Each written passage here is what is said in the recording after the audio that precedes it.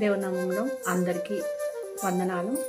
యేసు రక్తస్వరం ministry నుంచి ఎంతోమందికి సేవ చేయాలి, అనాథలకి, వృద్ధులకి, విధవరాళ్ళకి సేవ చేయాలి, మన వంతు సహాయము ఏదన్నా ఇవ్వాలి అని చెప్పేసి నాకు ఒక ఆలోచన పుట్టింది.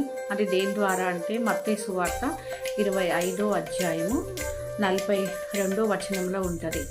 మీరు ఎవరైతే అల్పులైన వారిని మీరు ప్రేమించి వాళ్ళకు మీరు ఏదైతే మీరు ఇస్తారో, మీరు వాళ్ళకి ఏదైతే సహాయం అందిస్తారో, ఆకలి ఉన్న వారికి అన్నం పెట్టడము, రోగి అయిన వారికి మందులు ఇవ్వడము, చెరసాలలో ఉన్న వాళ్ళకి పరామర్శించడము, వస్త్రహీనంగా ఉన్న వాళ్ళకి వస్త్రాలు ధరింపజేయడము, ఎవరైతే మీరు వాళ్ళని చేర్చుకుంటారో, అల్పులైన వారిని, బీదలైన వారిని మీరు చేర్చుకునే ఎడల మీరు నన్ను చేర్చుకున్నట్టే. మీరు వాళ్ళను చేర్చుకోకుంటే మీరు నన్ను కూడా చేర్చుకోలేదు అన్నమాట యేసు ప్రభువు చెప్పిన మాట.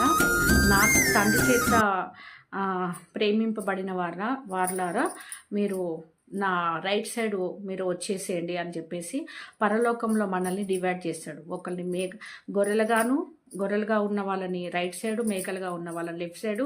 అంటే దేవుడు మాటకి విధేయత చూపించని వాళ్ళని లెఫ్ట్ సైడు, దేవుడు మాట మీద విధేయత చూపించిన వాళ్ళ మీద రైట్ సైడు. అట్లా వాళ్ళిద్దరిని డివైడ్ చేసి దేవుడు ఒక తీర్పు ఇస్తాడు అన్న మాట నన్ను ఆకట్టుకుంది. సో ఆ ఒక వాక్యాన్ని బట్టి నేను బట్టలు పంచడానికి నేను లాస్ట్ ఇయర్ వెళ్ళినప్పటికీ అక్కడ మతిసిమితం లేని వాళ్ళు మాతృదేవ భవలో నేను చాలామందికి పంచాను బట్టలు. దాదాపు ఒక 55 మంది వరకు పంచినాను.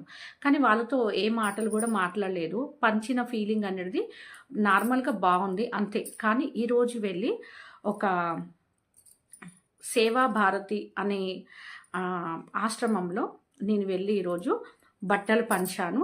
అంతేకాదు నేను బెడ్షీట్లు పంచాను. నేను ఇంకా నాకు తెలిసిన వాళ్ళు ఒక రవి